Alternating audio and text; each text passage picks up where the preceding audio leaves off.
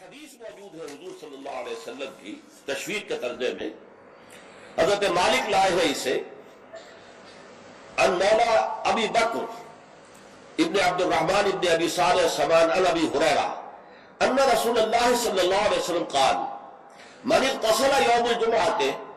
غسل الجنابت، جس شخص نے جمعے کے روز غسل کیا، وہ جو کہ ناپاکی جنابت کی حالت میں غسل کیا جاتا ہے، کمپلیٹ غسل، اچھی طرح غسل، ثم راح فی الساعۃ الاولی، پھر جو شخص پہلی گھڑی میں پہنچ گیا مسجد میں،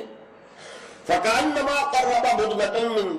تو ایسے ہے کہ جیسے اس نے ایک اونٹ قربان کیا اللہ کی راہ میں، صدقہ دیا۔ ومن راح فی الساعۃ الثانیۃ، جو دوسرے گھنٹے میں دوسری گھڑی میں گیا، فکأنما قرب ببقرۃ، تو ایسے ہے جیسے کہ ایک گائے اس نے اللہ کی راہ میں صدقہ کر دی اور ذبح کر دی، خیرات کر دی۔ ومن راح فی الساعۃ الثالثۃ، اور جو تیسری گھڑی میں تیسرے گھنٹے میں گیا، فکأنما قرب بشاۃ او قرن، پھر یہ اس کے برابر ہوگا کہ گویا کہ کسی نے ایک بکری اللہ کی راہ میں ذبح کر دی، صدقہ کر دی، یا کوئی میڈھا کر دیا۔ ومن راح فی الساعۃ السابعۃ، اور جو گیا چوتھے گھنٹے میں چوتھی گھڑی میں، فکأنما قرب دجاجۃ، تو یہ اس کے برابر ہے کہ گویا کہ اس نے ایک مرغی جو ہے اللہ کی راہ میں دے دی، خیرات کر دی۔ ومن راح فی الساعۃ الخامسۃ، اور جو پانچویں ساعت میں گیا، فکأنما قرب بیضۃ،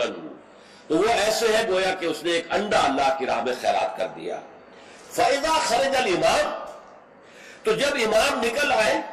حضرت الملائکہ یسمعون الذکر، تو اب فرشتے، ایک اور روایت میں الفاظ آئے ہیں جو فرشتے بیٹھے ہوتے ہیں حاضری درج کرنے کے لیے، فلاں آ گیا، فلاں آ گیا، یہ چوتھی ساتھ میں آیا، یہ تیسری میں آیا، یہ دوسری میں آیا، یہ پانچویں میں آیا، تو فرشتے اپنے وہ رجسٹر بند کر کے،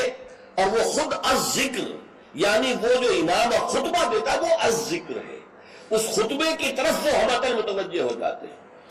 چنانچہ ایک تو یہ بات جان لیجئے کہ اس کے بارے میں امام الہند حضرت شاہ ولی اللہ دہلوی رحمۃ اللہ علیہ کی رائے ہے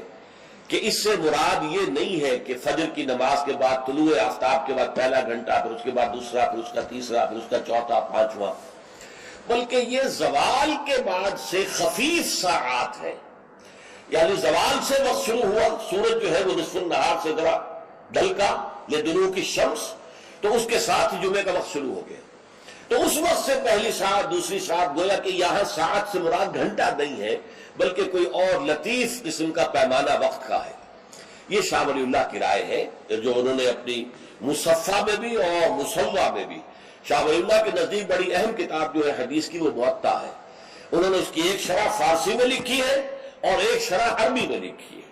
تو ان دونوں میں انہوں نے یہ رائے ظاہر کی، لیکن بہت سے علماء کی رائے ہے کہ نہیں، جو ہمارا ساعات کا نظام ہے اسی پر اس کو شمار کیا جائے گا۔ لیکن اس پر بھی اجماع ہے کہ جو اس کے بعد بھی آتا ہے جمعہ تو اس کا بھی ہو جائے گا، جمعے کی فضیلت سے اسے کوئی حصہ نہیں ملے گا، جمعے کی برکات سے اسے کوئی حصہ نہیں ملے گا، جمعے کا جو خاص مقام اور مرتبہ ہے اس کی حیثیت سے وہ محروم رہے گا، لیکن جہاں تک فرضیت جمعہ ہے وہ اس فرضیت جمعہ جو ہے وہ اس کی طرف سے ادا ہو جائے گی۔ لیکن یہ منظر میں نے اپنی آنکھوں سے دیکھا ہے اپنے بچپن میں، اور وہ یہ سرسا ایک جگہ تھی، وہ تحصیل تھی ضلع حصار کی، وہاں میری بسم اللہ ہوئی، پھر وہ نورانی قاعدے سے ہماری تعلیم شروع ہوئی، تو جس مسجد میں یہ سارا کام ہو رہا تھا بڑے مرکزی مقام پر وہ مسجد تھی، کبھی کبھی اب بھی مجھے خواب میں وہ مسجد آتی ہے، اور اس مسجد میں جمعے کے دن میری اپنی جو مشاہدے کی بات ہے کہ یوں سمجھیے اشراق کے بعد سے لوگوں کی آمد شروع ہو جاتی تھی، اور دیہات سے لوگ آیا کرتے تھے، وہاں ایک خاص قوم تھی، غالباً وہ ارائی تھے، اس رائی علاقے کے ارائیوں کو وہ پچادے کہتے تھے، جیسے کہ راجپوتوں کو رانگڑ کہا جاتا ہے، لیکن یہ کہ وہ لوگ آتے تھے اونٹوں پر سوار ہو کر، آس پاس صحرا کا علاقہ تھا، سفید کپڑے، سفید کرتے، سفید ان کے تہبند اور سفید ان کے صافے، اونٹوں کے اوپر سوار چلے آ رہے چلے آ رہے چلے آ رہے، اس لیے کہ دیہات میں جمعہ نہیں ہوتا، اور اس وقت اس پر سختی کے ساتھ عمل ہوتا تھا کہ اصل میں جمعہ جو ہے وہ شہر میں ہے، تو وہ آتے تھے اور مسجد جو ہے وہ بس صبح ہی سے بھر جاتی تھی، کہیں ایک جگہ کوئی شخص کھڑا آواز کہہ رہا ہے، کچھ لوگ اس کے گرد جمع ہے، کہیں کوئی شخص بیٹھے ہوئے قرآن خود ہی پڑھ رہا ہے، کوئی نوافل پڑھ رہا ہے. یہ نقشہ میں نے اپنی آنکھ سے دیکھا ہے، بچپن کا یہ نقشہ. اب وہ معاملہ ختم ہو گیا، بالکل ختم ہو گیا. اب تو بھاگ دوڑ کر کے جو ہے وہ لوگ جمعے میں پہنچتے ہوئی اس وقت ہے جبکہ وہ عربی کا